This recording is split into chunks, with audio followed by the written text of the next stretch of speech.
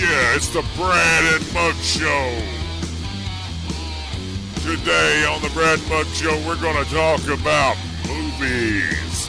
Brad and Mug Show. This is episode 1, entitled Opinions and A-Holes. Let's give old Mug a call and see what Mug has to say about these shitty-ass movies on the Mug and Brad Show.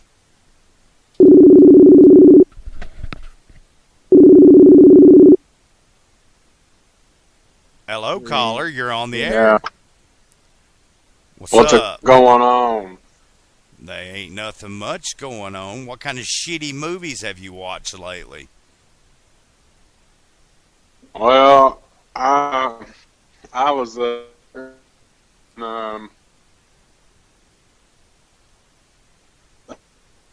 I mean, I had my pick of them, and I sat down and I chose Halloween 3.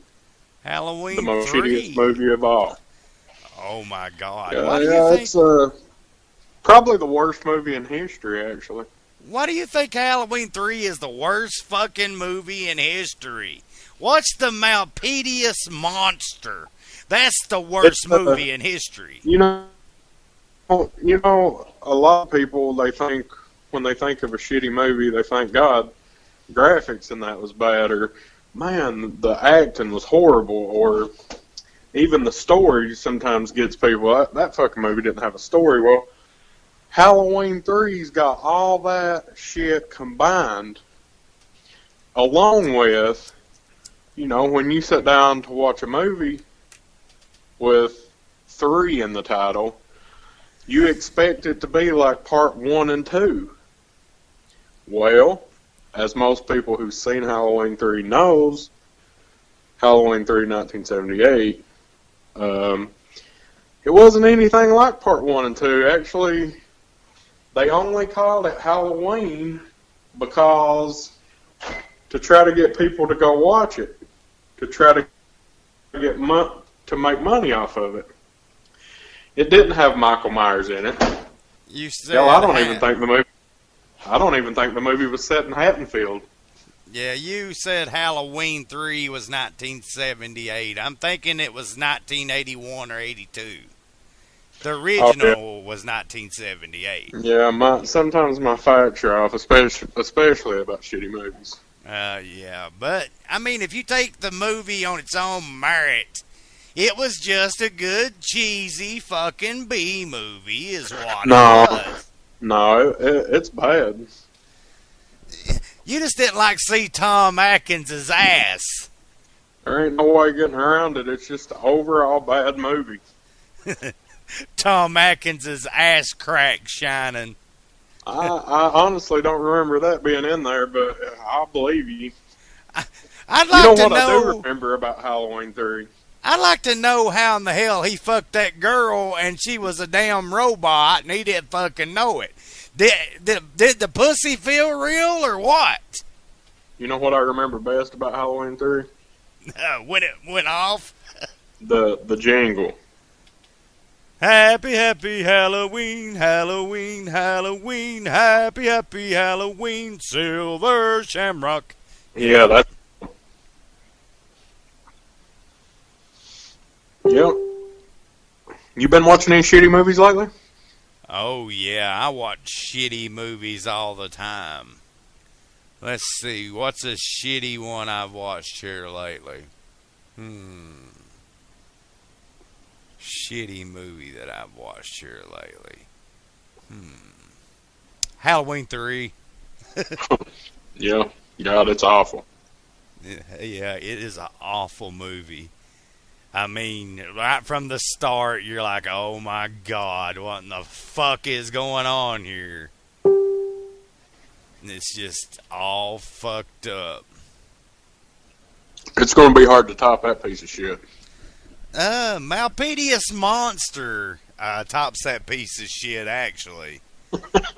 That movie is actually a piece of shit because the monster is made of garbage. That movie is complete garbage.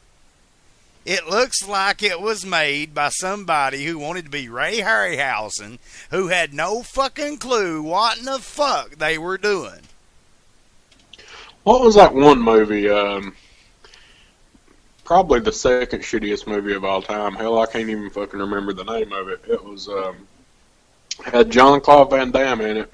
I just gotta go ahead and put this out there. Probably one of the shittiest actors of all time, but that's beside the point. Oh, you talking about Street Fighter? No, I didn't mind Street Fighter. I mean, it was what it was. It was a B movie. This movie I'm thinking of though is just awful. It's an atrocious piece of shit. The DVD box had him like in a desert. Oh, Desert Heat. I think it started with an L, maybe. Legionnaire? That's it. God. I have never seen that movie, but since you brought up Jean-Claude Van Damme, Desert Heat is a fucking classic. Well, it's got to be better than Legionnaire. Oh my God, there's a scene in Desert Heat where he saves these two blonde chicks, and this blonde chick's like fucking him, and this other one comes to the door, and he's like, I'll take care of you in a minute. And this old woman's drinking liquor and watching them through the windows. And Mr. Miyagi, Pat Morita's in the movie, and he's got this dump truck that he disposes of the bodies in like over a big cliff. Yeah, it sounds like a piece of shit to me. It's a piece of shit, but it's a piece of shit that is enjoyable. Yeah. That's the thing about it. It's enjoyable. But, yeah, Halloween 3 and Malpedious Monster are probably the worst fucking movies ever made. Well, except for those goddamn Twilight movies. I fucking hate those. Yeah, those are pretty bad. Did you ever watch Halloween 4 and 5? I liked 4 and 5. Nah, shit. You didn't like 4 and 5? No. Oh, I like 4. I like, what was it, 5, when the little girl was in the clown outfit, and that blonde chick and her boyfriend was in the fucking barn fucking, and Michael Myers stabbed him with a pitchfork. Yeah. Do you know that they said that Donald Pleasance, who played Dr. Sam Loomis in that movie, when he was beating Michael Myers down in part 5 with that big beam, that he really did have a stroke? Yeah, I have heard that before. He really did have a stroke, they said. And a little known fact is the guy who played Michael Myers in Halloween, which his name escapes me right now, but he was in the old show, The Life and Times of Grizzly Adams, as the Indian named Nakoma. Yeah. And the whole Mark of Thorn deal, it was not in the first 4 fucking movies, but in part 5, he had that Mark of Thorn deal on his arm. And Pretty sure that was part 6. Well, it carried over into part 6, but after the old man retrieves him from the water and he's laying on the bed, when he wakes up, there's a scene where his arms are, and he's got that Mark of Thorn on him. The Mark of Thorn deal, I mean, I like that. I mean, I would actually get that tattoo. But what's your thoughts on the whole Mark of Thorn deal? I'm just, I mean, I liked it, and really, I'm just sad they didn't continue with it. And, you know, the actual end of Halloween, The Curse of Michael Myers, was way different than the theatrical version. There is a producer's cut that is floating around that has a lot more footage in it. And Michael Myers does not kill Loomis. Yeah, he did, and he died during the filming of it. Yeah, but I mean, in the producer's cut, though, he did not kill Loomis like the one that we've seen. In the one we've seen, there's a side of the mask and you hear Loomis screaming.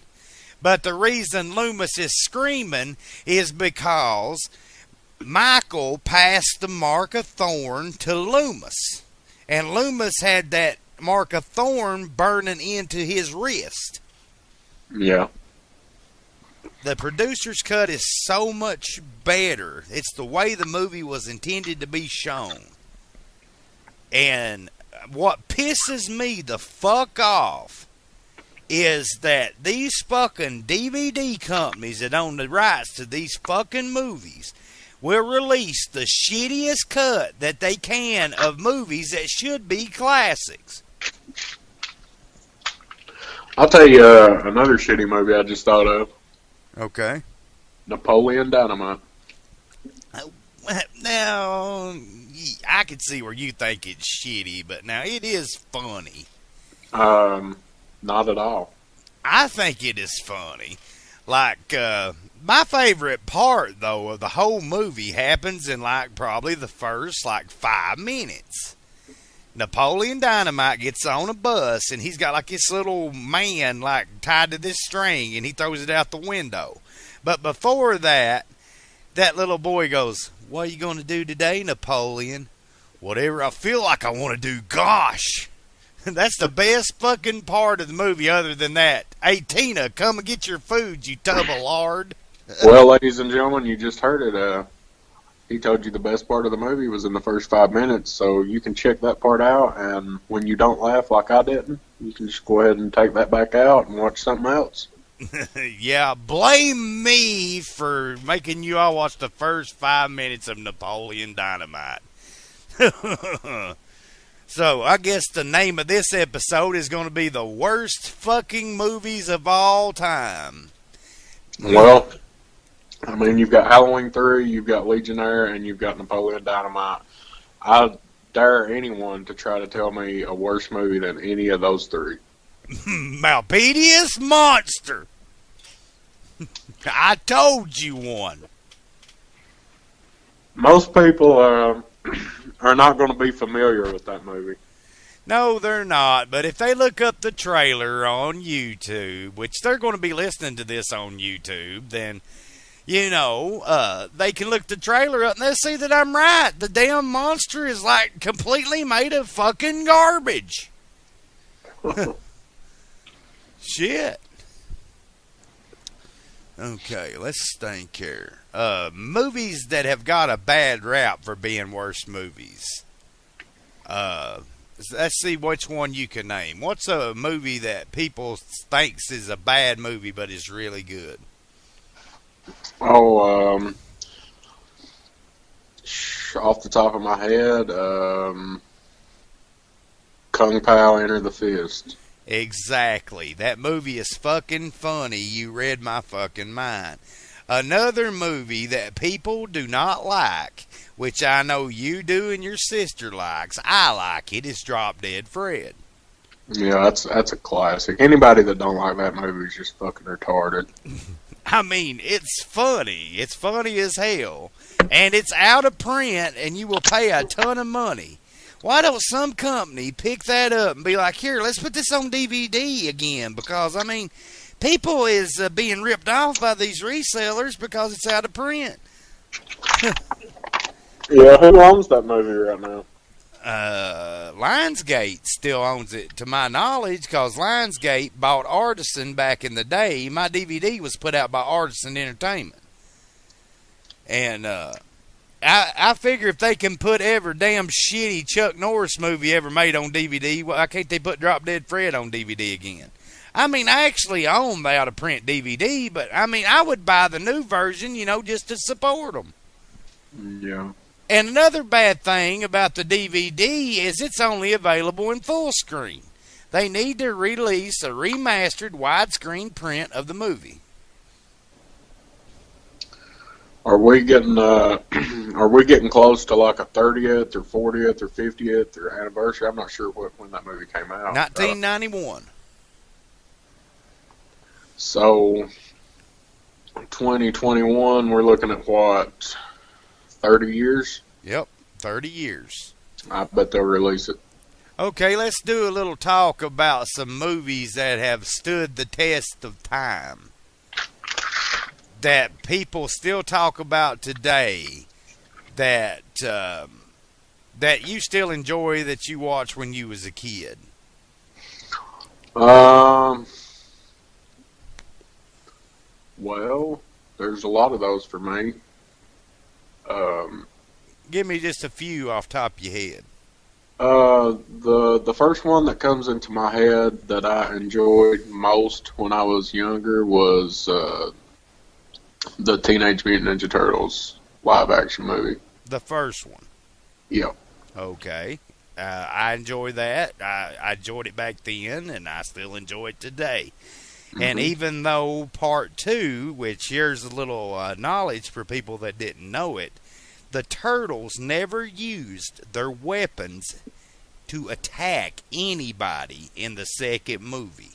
All the fights were with food or some other kind of things, toys or something. They never used their weapons. And the third one, the reason people hated it is, well, the story was all right, but I mean, it still could have been better. I mean, there was some stupid shit in that movie. Let's get over that. Well, I mean, the third one was a piece of shit. Let's just say that right off the bat. It's maybe something in this podcast, maybe movies with part 3 in the title is just going to suck ass, I don't know. Yeah, sometimes, but I mean, for what it was, I mean, you got to think, that movie came out in like 92, I believe. And another reason why people hated it, which a lot of people probably did not know this. Jim Henson's Creature Shop worked on the effects for the first 2. When the third one came along, they're like, oh, fuck, we ain't going to get Jim Henson back to do the puppeteering. So the puppeteering looks so fucking fake. They're like, well, kids ain't going to notice this shit. So that's why the third one people despise. So what was a movie that you watched when you was younger that now withstands the test of time? Tremors. It never gets fucking old. I don't care how many times you watch it. I could watch that movie once a fucking week. It never gets old. That movie, I don't know when it came out. It did not do good at theaters whatsoever. But now it's a fucking cult classic. Everybody remembers Val and Earl, the big worms underground. Everybody remembers the gun nut Burt Gummer and his girlfriend or wife Heather, and remembers the famous scene where the graboid breaks through the wall in their basement and they shoot it, and he's like, you broke into the wrong goddamn rec room, didn't you big bastard? Yep. So that's one that withstood the test of time for me. Now, I'm gonna tell you another one of mine, and this is more. This one is more of a cult classic, I guess, because it wasn't a huge blockbuster like, Teenage Mutant Ninja Turtles or Jurassic Park or Jaws or something like that. Yeah. Suburban Commando. Oh, yeah, that had some great scenes in it, but, I mean, it never did good in theaters either. It was basically a straight-to-video release, and it was a movie that I watched probably at least 57 times when I was younger, and I still watch it to this day. I watched it just a few weeks ago, actually. Well, not to contradict you, but it was not straight to DVD. It did have a theatrical release, but it did not do that good. And if I'm not mistaken, The Undertaker himself is one of the bounty hunters trying to find Shep Ramsey. Yep. You're dead, Ramsey. No wonder you guys never talk. That was the best scene to me. Yeah, it's a pretty good movie. If anybody out there that's not seen it, I suggest watching that if you want to watch a good movie. If not, just go ahead and put Halloween 3 back in. Yeah, and another one we watched when we were kids. I'm sure you watched it. I know that I watched it a lot. Three Ninjas. Yeah, Three Ninjas was pretty good. Watched it a couple times. The sequels weren't all that great, but actually one I've not seen in years, though. I don't know that you would say that withstood the test of time. But it was all right. Which one? Three Ninjas? Yeah. A lot of people didn't know, but the last Three Ninjas they made was called High Noon at Mega Mountain, and it had Ernest P. Worrell himself, Jim Varney, as a bad guy, and Hulk Hogan in it. Yeah. Another one, which I know you haven't seen this one, but your girlfriend's trying to get you to watch it, is Garbage Pail Kids. I haven't seen that movie, so I can't really comment on it other than it looks like a piece of shit. Well, basically, it is a piece of shit, but this piece of shit has been finally polished to give it kind of a luster that the movie is actually good, which it does have a lot of funny scenes in it. Like the scene when the kids are introducing themselves to Dodger and Captain Mancini's there, and that one says, "I'm Foul Phil, Daddy." And that Mancini guy looks at him and goes, "Not in this lifetime, little person." I like Garbage Pail Kids. Yeah, that's one I need to sit down and try to watch. Yep, you need to try to watch Garbage Pail Kids. It's classic. Another one that's rare and out of print, which you probably haven't seen, is called Bebe's Kids. No, I haven't even heard of that one. It's an animated movie based on a stand-up comic named Robin Harris, and he played Pops in House Party. Kid's dad that went looking for him, so he's going to whoop his fucking ass or whatever. Yeah. And it was animated, and what it was about was there was this woman named Bebe, and she had 3 kids, and they were fucking brats. Mm-hmm. And he took this girl that he was dating and in love with, he took her and her son and Bebe's kids to this amusement park, and they just wreak havoc. And the littlest one, I can't remember his name, but he runs around in a diaper, is voiced by Tone Loc. Old Tone Loc. Yeah, Funky Cold Medina, and my baby done a wow thing. Yeah, Bebe's Kids is a great movie. Yeah, sounds like a movie with a couple montages in it, actually. Speaking of montages, the movie Team America has a pretty good montage. Oh yeah, that's a We go to montage. Team America was it's one of a kind movie, actually. There's 2 different versions of that. You've got the unrated and the R-rated. Well, the unrated version has a scene where the guy and that girl puppet are having sex, and that girl shits on his face. Oh, that sounds like a good scene. I ain't seen that one. She shits on his face. I don't have the unrated DVD, but I seen it back in the day on pay-per-view. Mm-hmm. And she takes a shit on his face. Yeah, that's a good one. And it had a bunch of good music to it, like America, fuck yeah. Which Trump would probably like that song.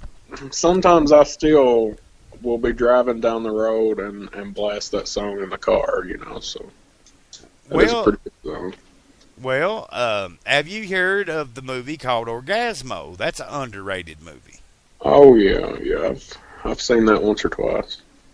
Well, that's got a real good song in it, Now You're a Man, which people listen to this podcast, you can type in Now You're a Man by DVDA, which stands for Double Vaginal, Double Anal, and you can listen to this hit song.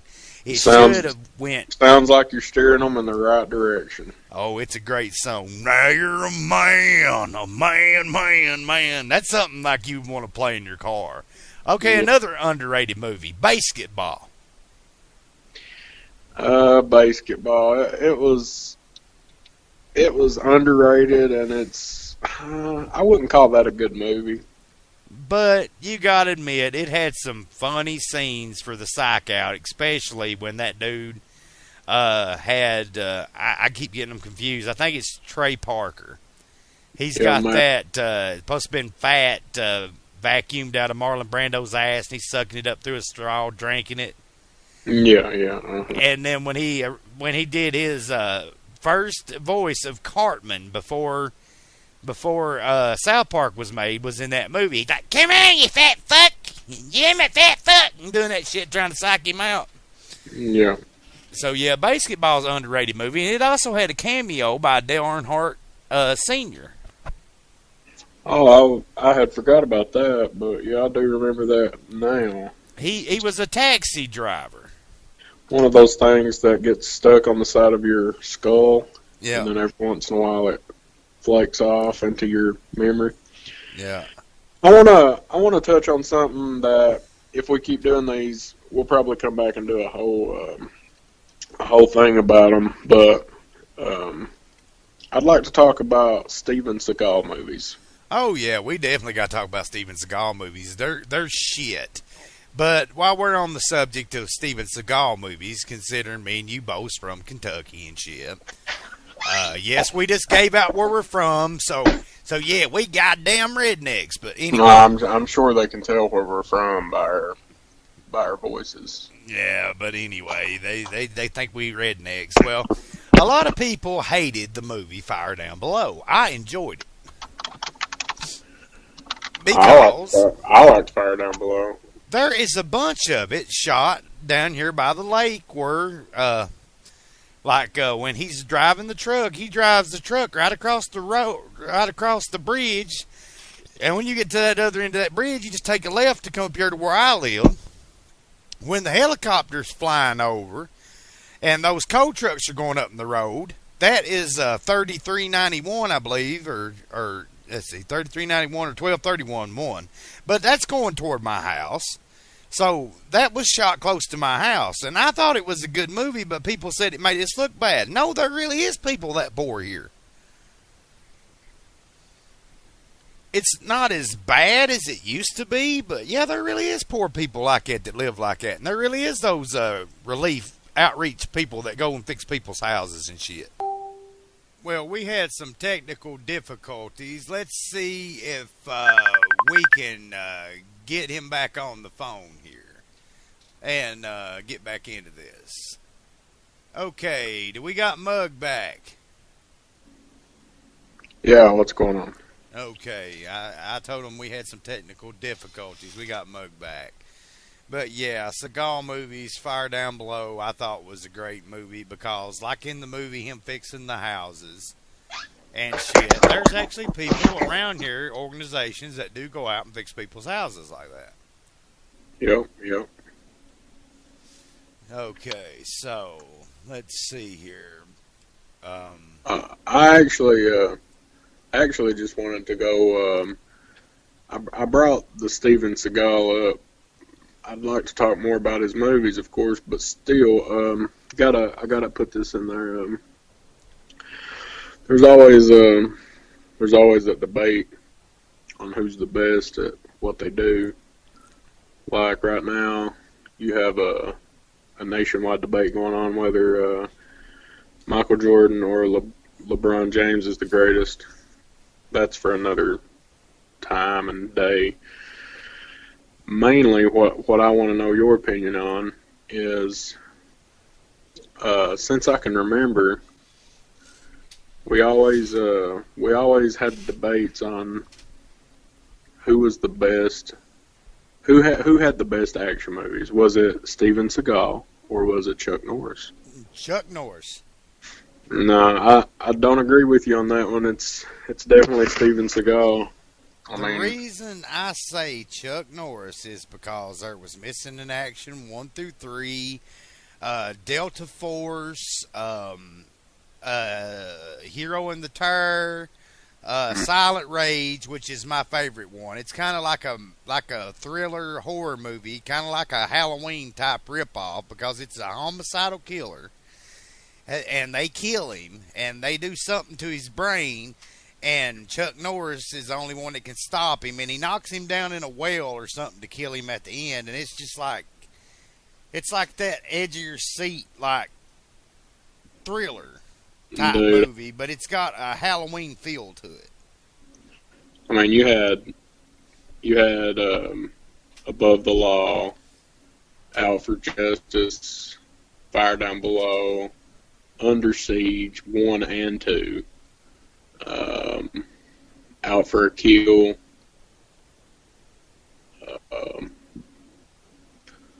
So I know most of his older movies. Not to mention, he had a small role, well, actually a pretty big role in the Machete movie.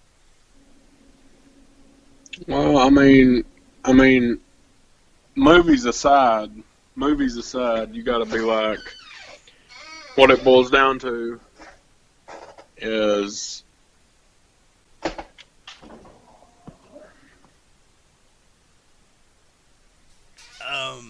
we've lost him again. We'll try to get him back.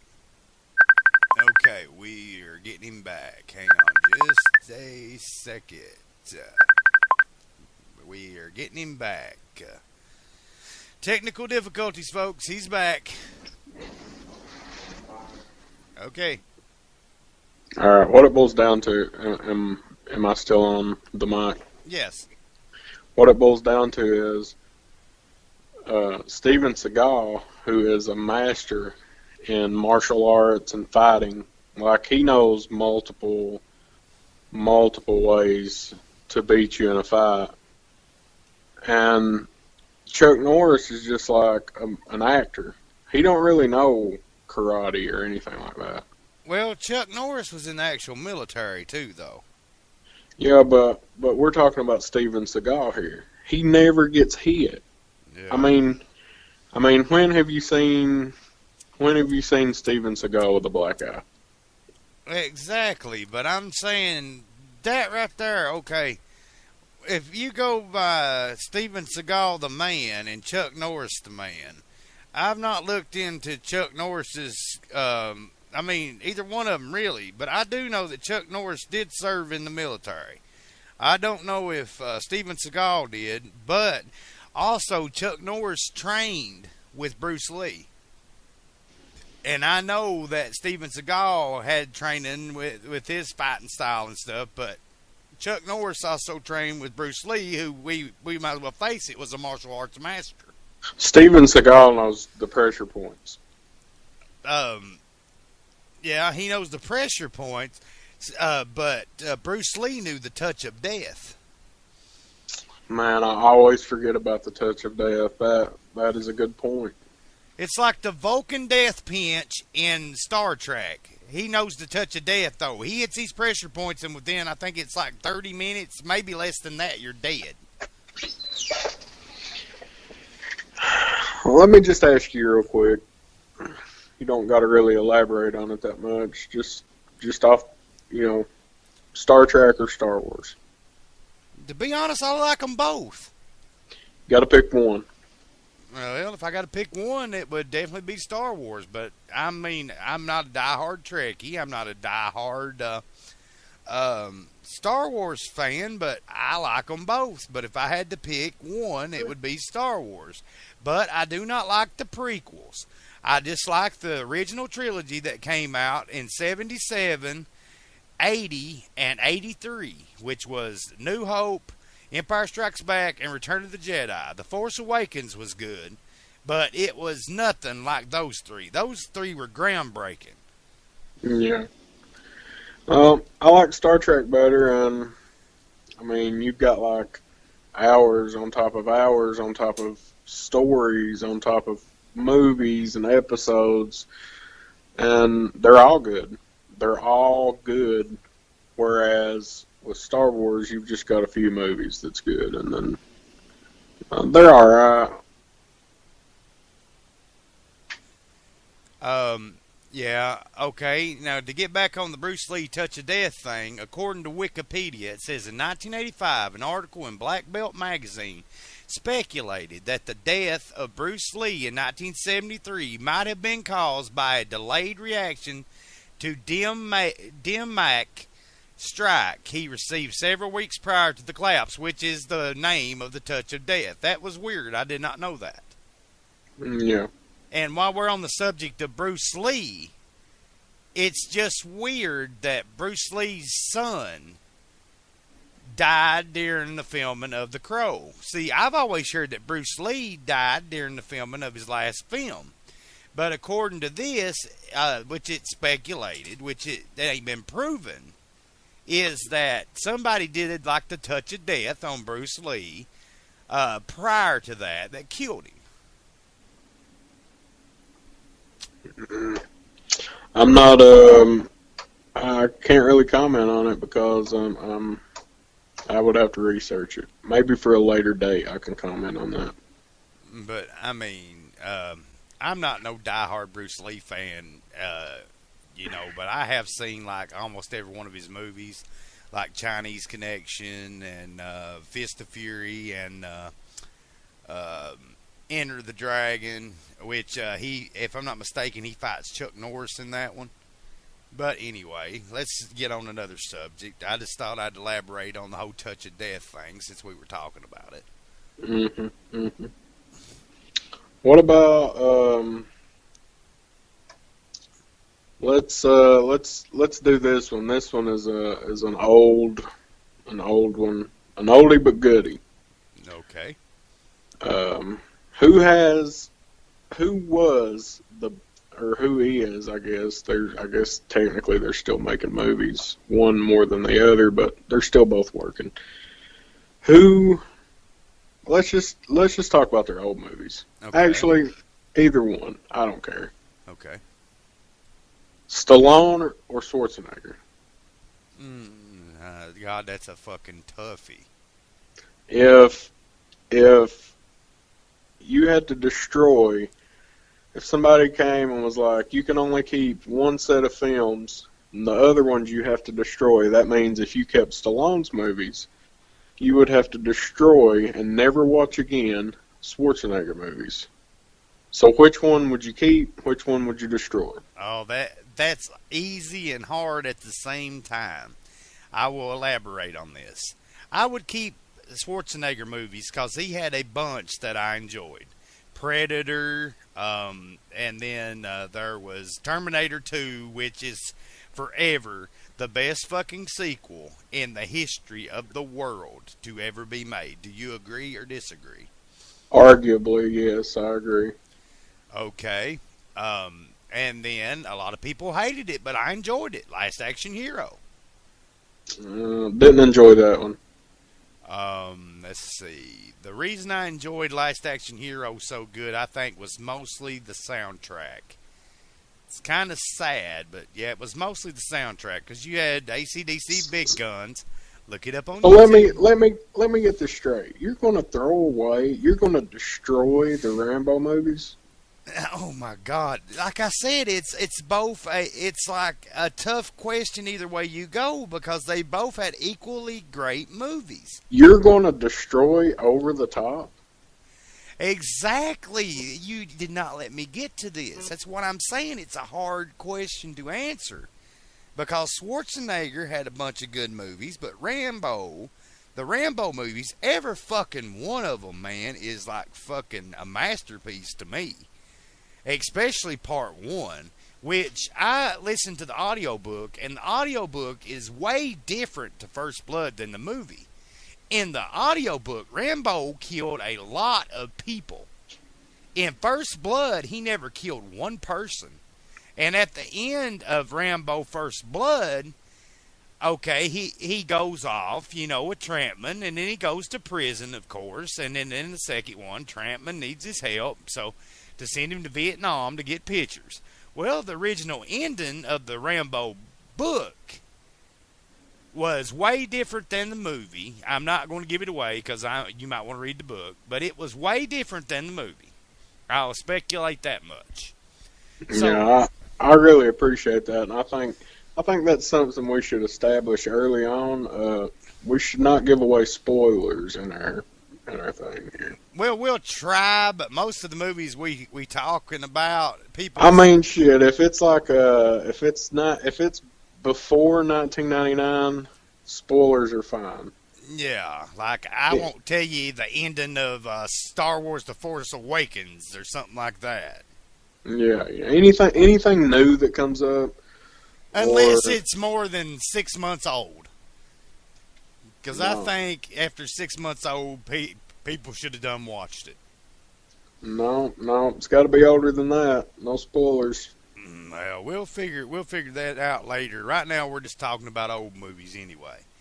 But I can't believe you're going to destroy Over the Top. But this is what I'm talking about. I cannot make a valid decision which one to destroy because they both had equally great movies.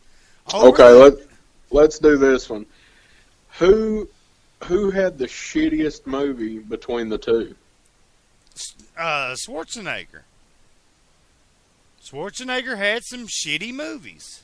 Kindergarten Cop. Yeah, Kindergarten Cop. I mean, yeah, it's a classic and it's funny, but it's still a shitty movie. What about Stallone's shittiest movie? Stop or my mom will shoot. Exactly. Stop or my mom will shoot. Yeah, Stallone wins hands down. Because I'm going to give... I mean, just think, you're going to destroy Demolition Man. Yeah, okay, Stallone wins hands down. And I'm going to give a shout out to Kitu here with this one. The reason Stallone wins hands down is fucking Rocky. You know what? I had forgot all about the Rocky movies. Okay, right here is my valid point to why I would have to pick Stallone. Okay. So you're changing your answer? Yeah, I would have to pick Stallone. So wait. You're going to destroy Terminator 2? Well, okay. Let's weigh it on one hand here. Terminator 2 and the first Terminator is probably the best movies Schwarzenegger has made, except for Predator, which everybody remembers Predator for the famous line, "Get to the chopper!" Get to the chopper. Yeah. I liked all the Terminator movies. I liked Predator. Commando was good. Running Man was great. Yep. And it was nothing like the book either. It would really be hard to pick because if I destroy Arnold's movies, I destroy Terminator movies. If I destroy Stallone movies, I destroy Rambo, Over the Top, Rocky, etc. But that is the old argument. Which movies are better? You know, Stallone's or Schwarzenegger? I guess people can. Maybe we'll do like a whole episode of just those movies. Yeah, and people can comment which ones they would destroy and which ones they would keep. Yeah, well, I never told you which ones I would destroy, and you picked both of them in the end. You said you first picked you would destroy Stallone's movies, and then you came back and said, no, I'll destroy Schwarzenegger's movies. So, in the meantime, between now and the time we do that episode, you're going to have to pick a side, buddy. Yeah, I'm definitely going to have to pick a side for sure. Yep. But as of right now, the side I'm picking is Stallone. And I will tell you why I'm picking Stallone. The Rambo movies, and this is kind of sacrilegious, but, I mean, I've seen the Rocky movies, but, I mean, I could do without them. My favorite Rocky movie was Part 3 and will always be. But, like you said, Demolition Man, Over the Top. And regardless if people thought it sucked or not, fucking Judge Dredd was a good movie. Oh, it's one of his best. That was better than that shitty remake they made. And while we're on the thing about 80s movies that I spoke of a remake, I'll tell you another shitty fucking remake that should have never even seen the motherfucking light of day. And I'm sorry, people, but this fucking pisses me off to no fucking end. They should have left the damn thing alone. how it was. We had a fucking trilogy. They should have left it that way. They fucked it up by making a remake. RoboCop. Still haven't watched the remake to RoboCop, so... Well, RoboCop... I kind of boycotted it. It was a little bit of a boycott and a little bit of I'm not a huge RoboCop fan. Well, see, that's where me and you differ. I am a huge RoboCop fan. I like the first movie better than any of them, but part 2 was good too. I thought they all were good, but the third one people complained about. They complained about part 2, but part 2 was more of a anti-drug movie. So RoboCop was trying to do something good in RoboCop 2 because he was trying to get Nuke off the street to save the population. And people just didn't care much for it, but it was pretty good. RoboCop 1 is probably the best. There's 2 different versions of that movie. There's the R-rated version and there's a director's cut. And the director's cut is more gory when Murphy gets shot by, I can't think of his name right off the bat, but I know he plays Red Foreman in the 70s show, Kurtwood Smith. And it's more graphic. It shows his hand exploding. They shoot his arm off and everything. RoboCop was a great movie that did not need a remake. Also, another movie that did not need a remake was fucking Nightmare on Elm Street. I don't know. I'm fine with them remaking or rebooting or whatever the hell they want to do with A Nightmare on Elm Street because those movies are always going to be great to me. Now, granted, the remake wasn't as good as the originals, but are they ever going to be able to beat those movies? No, they're not. But here's what fucked the remake: who they got to play Freddy. I will always know Jackie Earle Haley as playing one of the oldest kids in Bad News Bears named Kelly Leak. Oh, Robert Englund's not going to live forever. Somebody's eventually going to have to take over the role. Yeah, but wouldn't it have been nice if Robert Englund had said, "Okay, I'm going to take on the makeup just one more time, and I'm going to make the definitive Freddy movie for a new generation, so that when I die, yeah, they have the classics that I was in, but when I die, I've gave my fans one final film, Freddy film, to leave my legacy behind." Now, granted, graphics-wise, the new one was good. And there is one part in the movie, which I don't consider it a spoiler, because that movie is like 7 years old. So people's done seen it. It's been on TV a lot. My favorite part of the movie is when he tells that guy, he says, can you turn back time? Can you bring the dead back to life? And then he's like, I didn't fucking think so. And then he goes to slash him, and then he disappears, and he's like, why are you screaming? I haven't even cut you yet. That's probably the best part of that movie. Yeah. I got no problem with Robert Englund never doing another Nightmare film because the last time he played Freddy, he killed one. He won against one of the greatest horror icons of all time. He defeated Jason at the end of Freddy vs. Jason. That's speculation, but I'll let you have it. That's a good way for Robert Englund to go out. You know, he beat Freddy. I mean, he beat Jason, and just call it a day, Robert. Well, that's speculation. Now, in the alternate ending of the movie, I would agree with you. Because in the alternate ending of the movie, which this is not giving it away, because this is not the actual ending to the actual Freddy vs. Jason, I will not mention that, because there still may be people that haven't seen it. But in the alternate ending, Freddy did win because he took over that girl's boyfriend's body. And the claw come out of his hand, and it was coming down, and she screamed, and then you heard Freddy's laugh in the alternate ending. So therefore, he did win.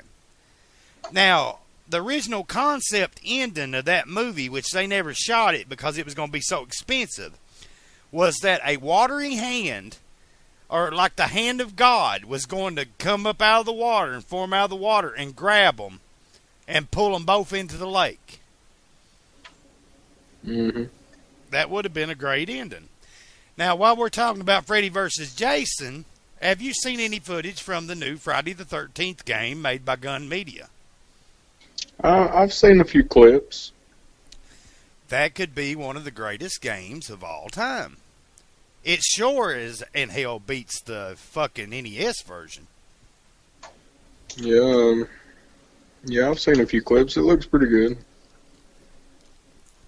Would it make me buy a PS4? No, but if I had a PS4 already, I would definitely check the game out.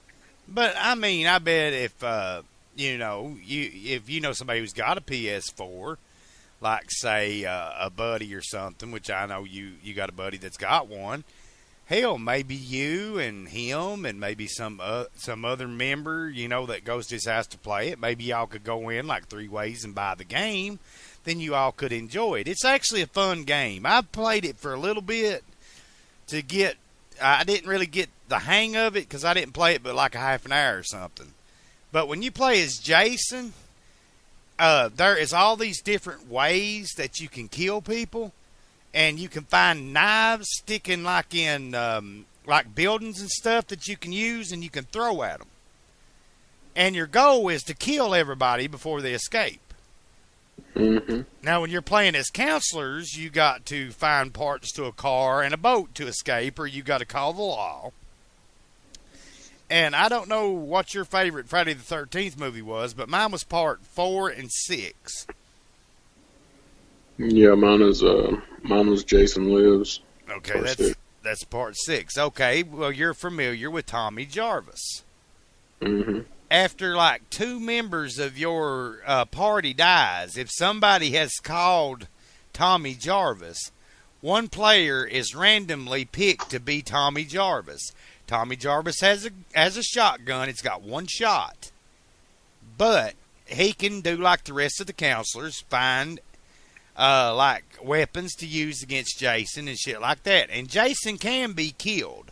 I won't go into that in this podcast, but they can look on Facebook. I mean, not Facebook, but YouTube, and it will show you Jason can be killed.